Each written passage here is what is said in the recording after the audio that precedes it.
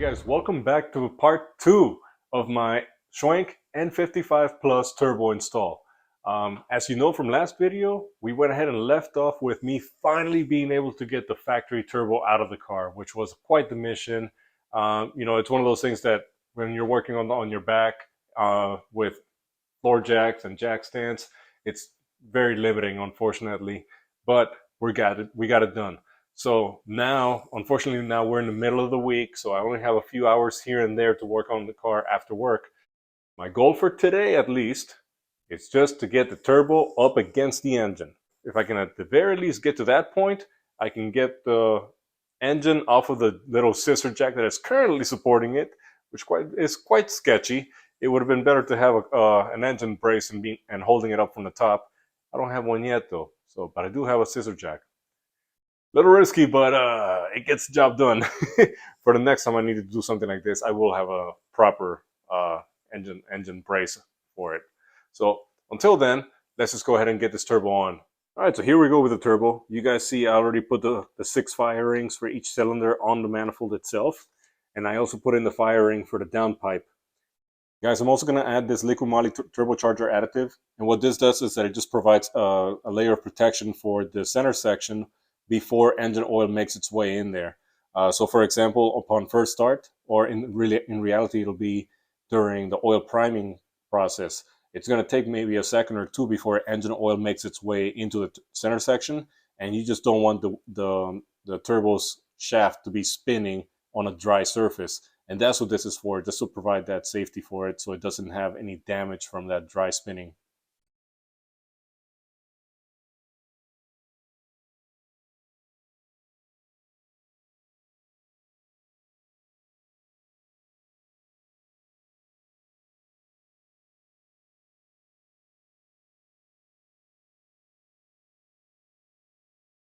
Okay guys, all 4 lines are attached to the new turbo. Everything is secured. Now that's done, we can go up to the engine itself because we have to pull, you can't even see them from this angle, but the 6 original fire rings that were up there, they're still there, so I need to go in there and pull them out. I'm just going to use this 90-degree pick.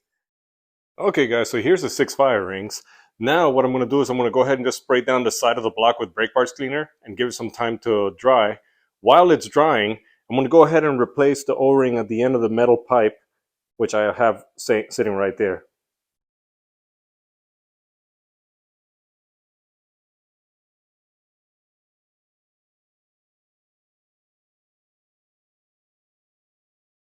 While I was cleaning the metal pipe, I noticed that there was a point that my rag was catching on. You can kind of see there that there's a fine scratch, and I don't know if that was there from before or if it was with me when I was using a flathead to pry it. I don't think so, because I was only barely using it against the flange here. It never got up to this point, so I don't know. The point is that there was a little thing that was catching there. So what I did is I grabbed my file and I just very lightly went over that little nipple that was there, just very smoothly, just hit it. So now it's nice and smooth. It's not going to catch on anything, which means it's also not going to risk damaging my new O-ring. Something that happened when I was taking off all the nuts from the factory turbo was that one of the studs backed out. Now guys, this is not something that's uncommon. It does happen. These are very soft copper nuts. And so what happens is that with any corrosion or anything, it's very easy for them to, as you're backing them out, the corrosion builds up at the end of it, and at some point it may catch. And if it catches, what that's going to do is that it's going to back out the stud from the cylinder head. So you can reuse this. I recommend not to. I mean, you're already in there, might as well use stuff that's fresh. So obviously we have all the new 15 nuts that are there. And I also bought myself 5 replacement studs just in case this were to happen. Thankfully, it only happened in one of them. So the way you do it is that the short thread side, you see there's a collar right there to separate them. This is the side that goes up against the cylinder head. You don't need to put any thread lock or anything on it. It just goes in there. And this side here, you use an I think it's an E7. There you go, E7. It's an E-Torx bit.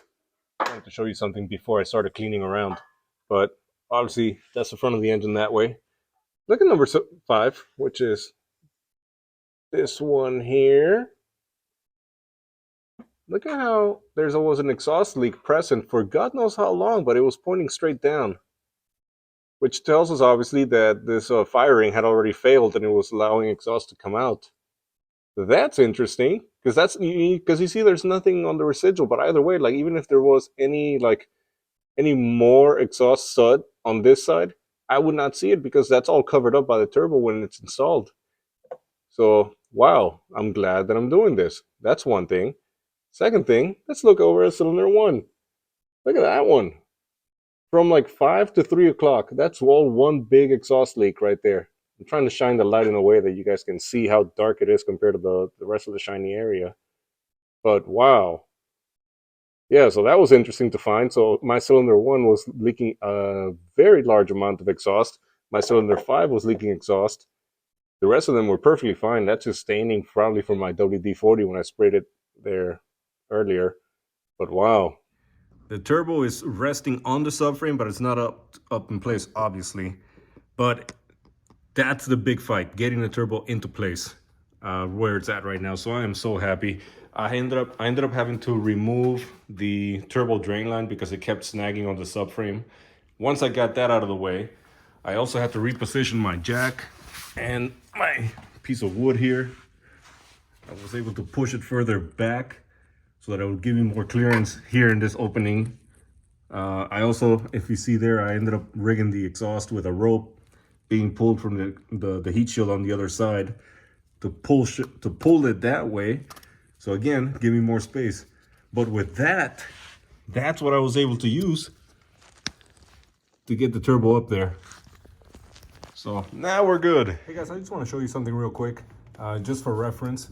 So when you're putting the turbo on, this down here is your oil feed line, and it goes at, it's the lower point on the block. You're gonna have two openings here, and if you don't remember which one it is, the oil line is at the bottom, and the coolant line, which is the one that's gonna have the actual rubber flex section, that one is directly under the runner for cylinder 1.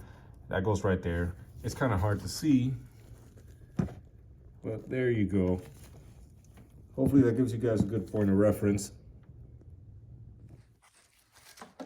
Turbo is officially torqued down. The support bracket is in. All the lines are secured against the engine. So this part is done. Now, I was gonna go ahead and start lowering the engine, but I realized, wait a second, with all this extra space that I have right now, because the engine is up high, it'll actually be easier to move the water pump back into place. So I'm gonna do that now so I can put so I can attach the coolant pipe and whatnot with all this space available to me now. All right, guys, here we go. Everything from below is good to go. The water pump is in. The clamp for the water feed line is done. This is torqued down. The support bracket is torqued down. And yeah, notice that I clocked the clamp on this thing towards me here. So it's a lot easier to access it that way. All I have to do is remove the downpipe. Guys, it's for things like this that I made a list to do. And follow it along and don't miss a step, etc. And because I'm tired, I saw an easy way to go ahead and skip a few steps forward and knock out the list a little quicker. And now it may come back and bite me in the butt because I got the water pump and all the hoses all attached and whatnot. And I wasn't supposed to do that until way later on. Well, I just found out why. I just remembered why. Because now I'm ready to lower the motor mount. I'm sorry, because now I'm ready to drop the engine. And there is the SOB bolt right there, which I, of course, marked up. I labeled it. HPs or Spanish, the equivalent of SOB. Joy. So, I mean, honestly, this bolt, and this bolt here, all easy to get to from below. This one, not so much. I think I can still get to it, but it's going to be a pain. So, all right, we'll give it a shot.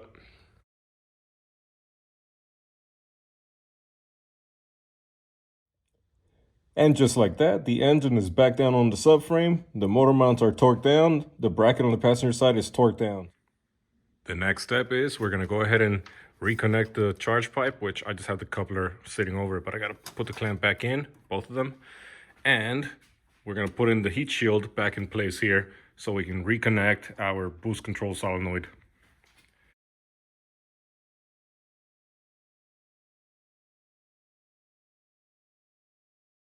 So the charge pipe is connected again. Heat shield is in and solid. Boost control solenoid is plugged in, and the lines are all attached. I haven't secured this yet because I need to be able to move it to get the pipes in and out of here.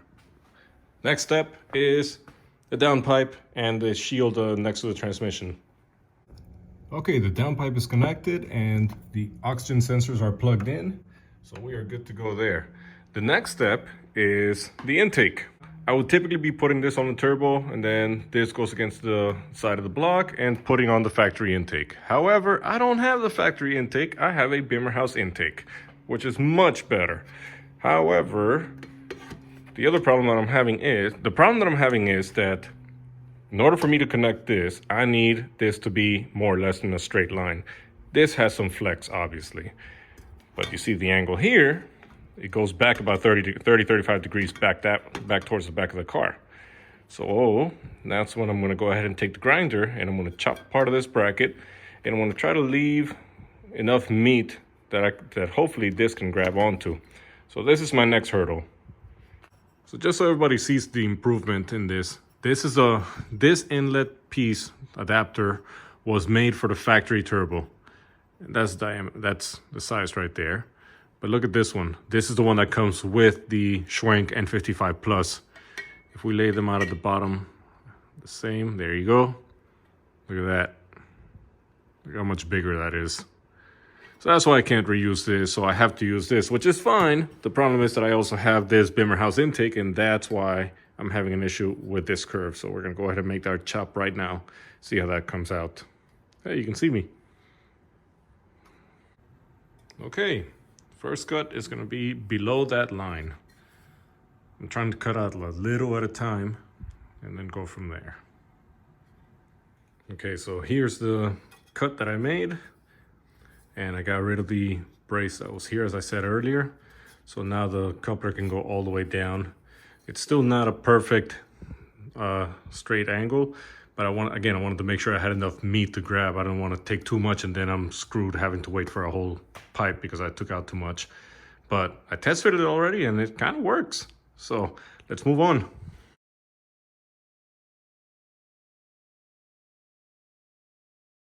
Okay guys, here you go. There's the intake, the new mass airflow sensor housing sitting there.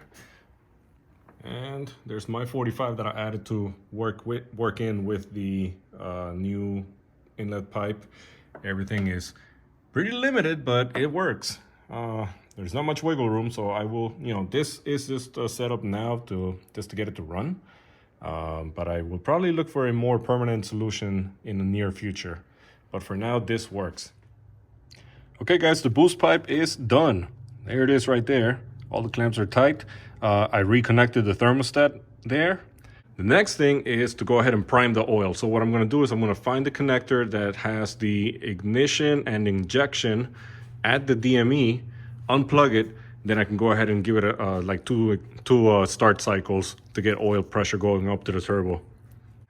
All right, so in order to identify the plug connector at the DME for the injectors and the coils, you can just grab the harnesses at the end and follow them back. They're two parallel, joining together. Anyway, to save yourself time, on the N55s, at least on the early version N55, which is what I have a 2011, so keep that in mind. It may be different. The best way to know, if you don't have access to the diagrams, you can just grab the harnesses and just follow them around the back of the engine and see what plug they go into the DME in. In my case, I just happen to know it is the big one at the back of the DME, which is currently under those brown cables there.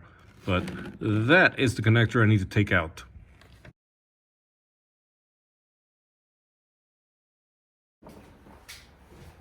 Okay, here we go. I'm going to do one, maybe two cycles of starting. Let's see what happens. Now, the car's been sitting in the cold for about 8 days now, so let's see how the battery likes this.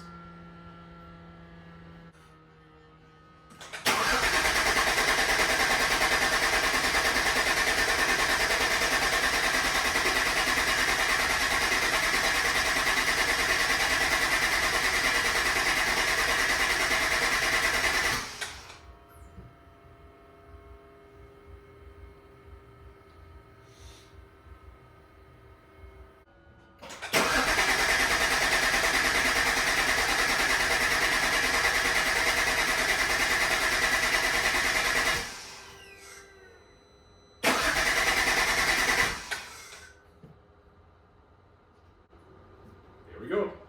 Oil is primed. Okay guys, this is the next day, and now we are at the point that we just have to change this hose. This typically is a plastic pipe that goes here into this intake, but with the Bimmerhaus intake, we are actually provided with some line to go into that. Now my prototype actually had it on the elbow itself, but this new production pipe actually integrates the barb, and I can't really show you. Come on. You can barely see it, but there's a barb right down there. Anyway, this thing is way too short for it by about 2 inches. So I went over to the parts store and picked up some hose. Now, if you buy it directly from Bimmerhaus, they go ahead and provide it. I am doing some testing for him, so that's why, you know, we're doing a collab on this. So I'm gonna go ahead and knock this out, because that's the only thing that's holding me from starting this engine. So here we go. All right, here we go. There goes the line. It goes along the front. Then I have it making this big loop, and it goes right into the barb right there, and I have it secured with a clamp right there in the center. So it's not pretty, but I will trim the excess after this thing runs. That's not really my priority right now. I'll make it pretty later.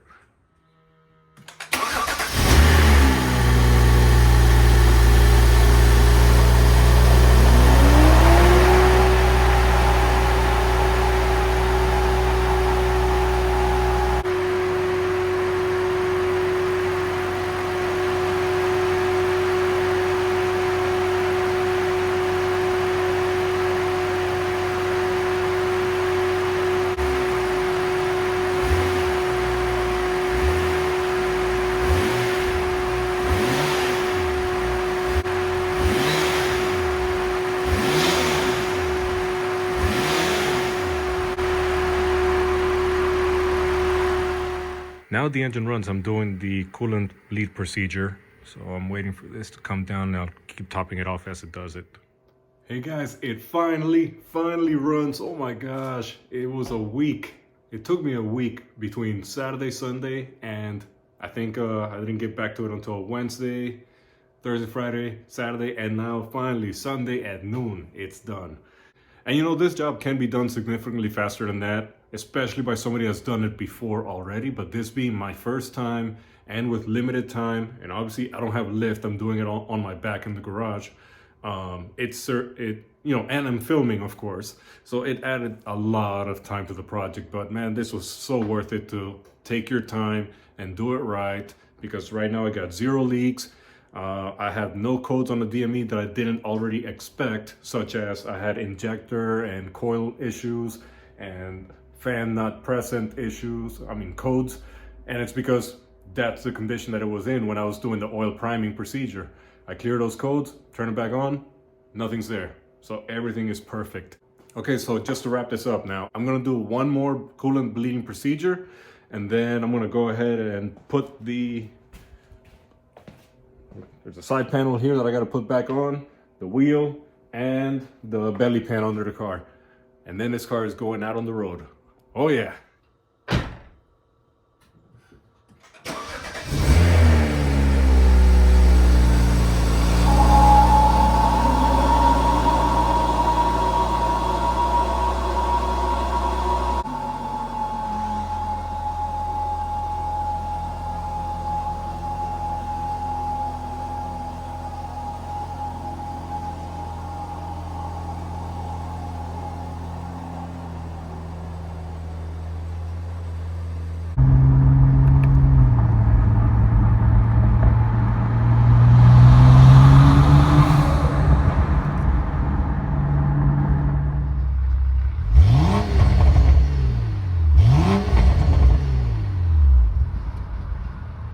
And there you have it, guys. Wow. So first impressions of driving it around, instant response. Even on the first revision of the tune, it's just like the moment you just tip into the gas, it just immediately just jerks you back. It's just going. I love it. Ironically enough, normal driving actually feels smoother and more responsive than the factory turbo. So explain to me how larger turbo can feel more responsive than the factory turbo. I love it. I'm so happy with it. I attempted to do my first log, and I was only doing a 1,000 RPM window from 2,500 to 3,500, and it cut out at 3,000. It just, nope, too much boost. So I think David's shop is gonna have fun time tuning this, but I mean, he's done it before, he knows what to expect. So I'm very excited for the tuning process. And after that, once we finish with 91 octane tuning, I'm gonna go to the dyno and we're gonna find out how much this turbo puts out just on 91 octane. And after that, we can do E-mixes. With obviously I have access to E85 here in Oklahoma, so yay. And then once that's done, we can go to the dyno again and find out how much the turbo makes on ethanol mixes. So I'm very excited for what's coming to the car, and I got other mods for it coming as well. So I'm very excited, guys. Thank you so much for joining me, and if you liked what you saw, go ahead and hit the like, hit the subscription, because I got more stuff coming. Thank you so much.